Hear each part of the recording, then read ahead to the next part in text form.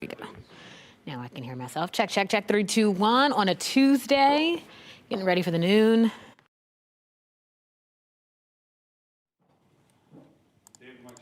Mic check, mic check. Going up on a Tuesday.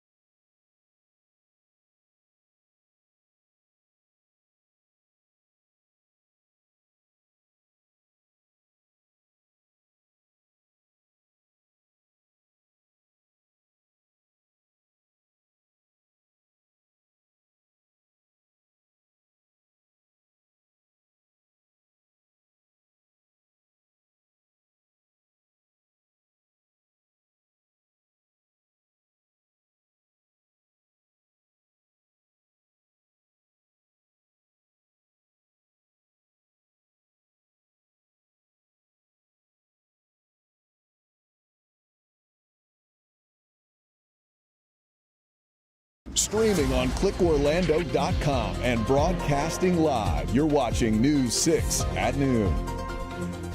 Right now at noon, a former police officer facing drug charges. What happened in court this morning?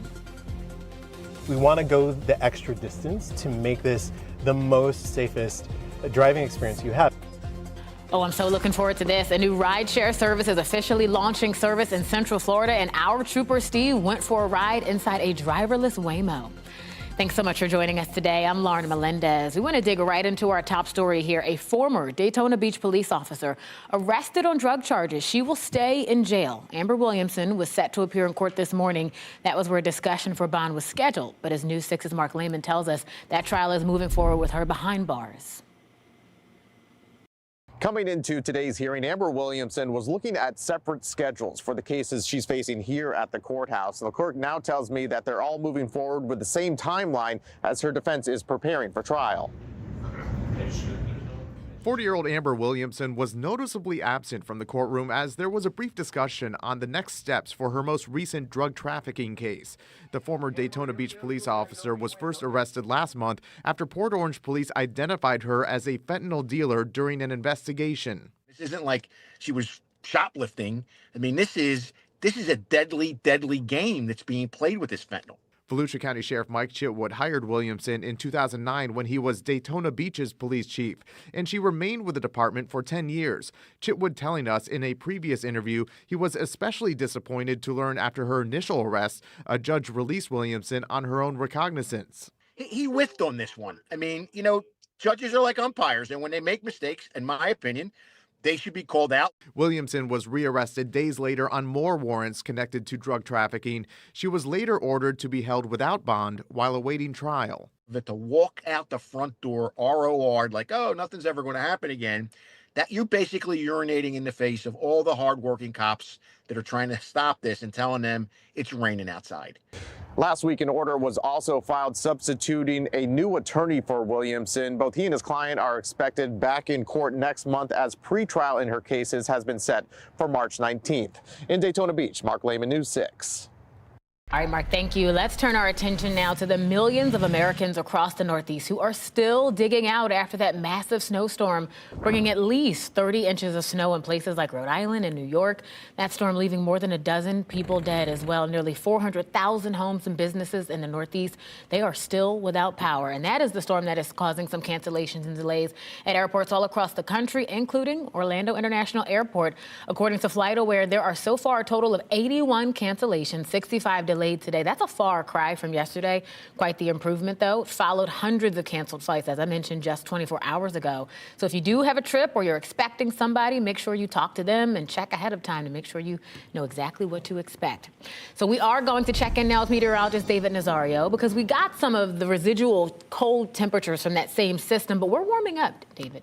We are. And in fact, looking at the downtown Orlando sky cam, this image is very deceiving. You know, at the surface look, it makes you want to sweat. It looks like a sunny day here in the Sunshine State. And while it is, our temperatures are kind of struggling right now. Orlando's at 51. The Village is at 47. Ocala, 40. Now, we haven't even gotten into the low 50s just yet, and it's already the lunch hour. Kissimmee is at 52 currently, and we are still dry as a bone outside. Look at these relative humidity values. Along the coast, we're kind of recovering, getting further and further away from that fire risk territory, but the rest of us are utterly dry and will remain that way as this high pressure percolating over the central Gulf slowly continues to slide towards us. Now, as it does so, that's what's also going to help to bring our wind speeds down. We're already kind of light and variable through interior portions of central Florida. So thank goodness as we get towards the warmest part of today, the wind chill will no longer be an issue.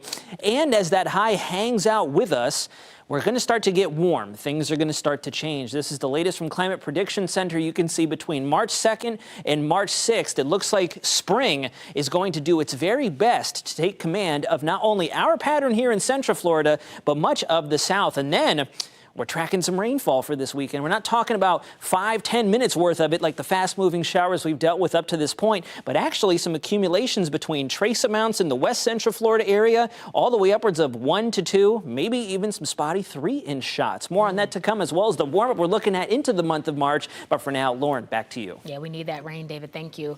We head to Brevard County, where a woman arrested in a disturbing animal abuse case is now back behind bars. And I've got to say, this is a tough story to read. Just hours after the sheriff said on social media he was upset that she had been set free. Again, now we know she's gone back to jail. We do have to warn you, some of these details are pretty harsh. To get at the family member, she takes their cat and she punches it, throws it on the ground, chokes it. I mean, you name it, she did it in abusing this cat just so she could get back at the family member. So that was Sheriff Wayne Ivey, who says 49-year-old Sarah Jenkins went after her daughter's cat. Her cat, as a form of punishment. The daughter recorded that attack before running to a nearby Publix. Jenkins was released on Sunday, but according to the jail, she was then booked again last night on a child abuse charge. And so far, no other details about this new arrest have been released, but we do know she should be facing a judge later today. Now, the cat, whose name is Mila, is now in the care of a veterinarian. Well, it may soon cost you more to drive in Central Florida. Brevard is the latest county to consider raising its gas tax. And as News 6's Stephanie Rodriguez went to find out, the county says it just needs more money for roads and other projects. Brevard County can't keep up with its need for transportation projects. At least that's according to a study that commissioners here in the county will be discussing on Tuesday. So to help pay for the gap that they need to fill to get all of these transportation projects funded, a higher price at the pump for you is a possibility. Brevard is booming. With new buildings and homes going up, its infrastructure needs have also risen. According to the Space Coast Transportation Planning Organization, the way the county gets funding for its projects just isn't enough. To pay for this, the county might raise its gas tax. I spend $135, $140 every 2 days. Sean Reed thinks it's too much already. Makes me want to move out of the country because that's ridiculous. SCTPO found that under the current funding formula, the county will only be able to pay for 9% of its more than $2.5 billion in transportation needs through 2050. Like widening State Road 524. Well, they need to widen the road, but then they also keep okaying all these apartment complexes that go up here. That should pay for those taxes that they're getting from those. More than half of all of the counties in Florida already charge an extra 12 cents per gallon. That's the maximum. But Brevard County is still one of the 11 that is sitting at 6 cents, at least for now. I don't care what other counties, if they want to pay 15, 20, that's their prerogative, but I don't want that here in Brevard County. The board has several options today. Take no action, ask for further evaluation, adopt an up to 5-cent tax on gas and diesel, or an additional 1 cent only on diesel, or they can send the choice to voters through a referendum. If a higher gas tax is approved, it would have to be by a supermajority vote. But if the commission does approve it, whatever it may be, it would take effect next year. Reporting in Brevard County, Stephanie Rodriguez, News 6. Steph, thank you. 12:08. You may have spotted these driverless vehicles all around Central Florida in the last few months, but Waymo's self-driving cars are officially launching in Orlando. Our trooper Steve got to preview what it's like to actually take one around town. What if I told you your next ride won't have a human driver at all? I'm talking no hands on the steering wheel, no hands on any of the control. Most of you think it was science fiction. It's happening right here in Central Florida. This feels like someone's in the seat. I'm not gonna lie right now. There's zero hesitation. Today, we're getting an exclusive first look at something that will completely change how we all move around Orlando. Waymo, the self-driving car company backed by Google, is officially coming to our area. These vehicles are already operating in cities like Phoenix, San Francisco, and Los Angeles. And here's the wild part. There is no human driver. The car does everything on its own. We want to show passengers what the Waymo driver sees, using 29 cameras, 6 radar, 5 LiDAR, and 4 audio sensors to hear and look out for sirens. Like right now, we have a green light. Most drivers would be a little reckless, and they would go, but it noticed that there's a pedestrian there. In the crosswalk, yeah. And by law, you've got to wait. We have to and yield. It yielded.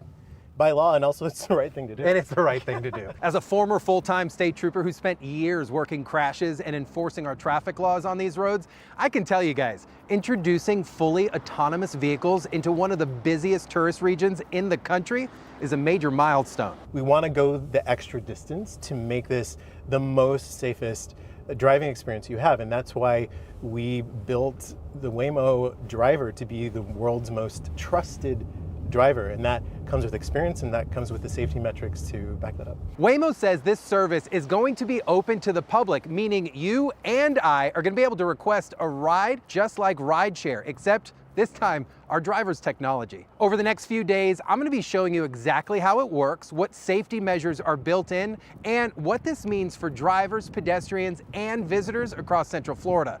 The future of transportation isn't just coming, it's here. I'm Trooper Steve, News 6. Let me just say, Trooper Steve knows I am so glad he was the first to try this out, because that is something. This story is now our topic for today's poll, too. We want to know, with the arrival of Waymo here in Orlando, would you ride in a driverless vehicle? And so far, it looks like 60% of you said no. I am so shocked by that. Head to clickorlando.com/react to cast your answer. Really want to check in a few hours. If you have a screen door and it looks a lot like this because your puppy has made it, come here, Bennett, his own doggy door, we're going to show you how to fix this quick. I'm Eric Von Eyck, and we're getting results at home coming up. And before we let you go, here's a quick live look outside from our Mount Dora cam. It's a chillier day on tap, but we promise the sun's going to do you a favor and warm things up. We'll be right back. You're watching News 6 at noon. This portion of the news is sponsored by Florida Lottery.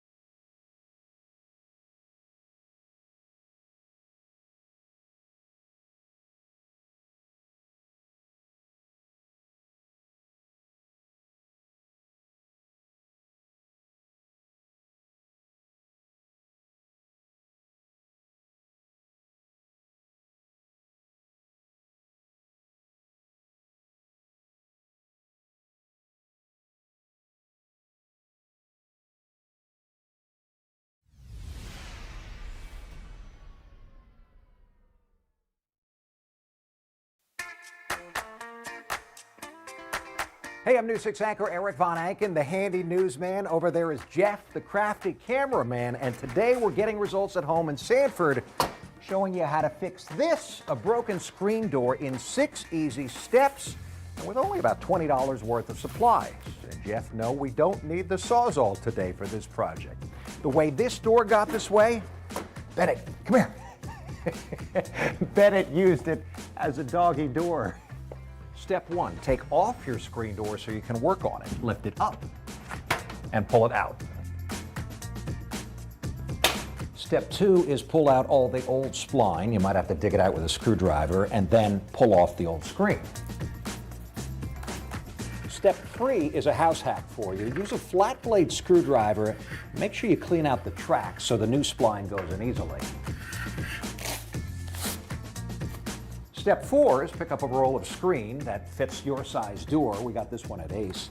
And then roll it out over your door. Sorry, Jeff. Step 5, spline time. This is the key to making all of this work. You want to take your old spline and match it up with your new spline. In fact, you could even take your old spline with you to Ace. I always pick one corner to start. Essentially, we're going to press the spline down into the track using this tool.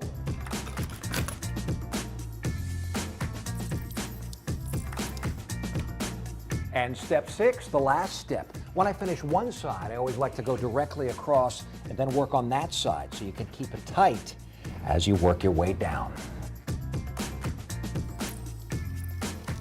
Just trimming off the extra screen and then we're pretty much done.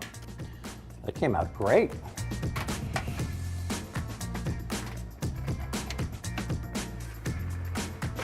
Looks good to me. The question now is how long until Bennett pushes through it again, right? We're going to get out of here before he wakes up. Getting results at home in Sanford, Eric Von Anken, News 6. There you have it, Eric. Thank you so much. Hey, here's a quick live look at our Launch Credit Union Port Cam at Port Canaveral.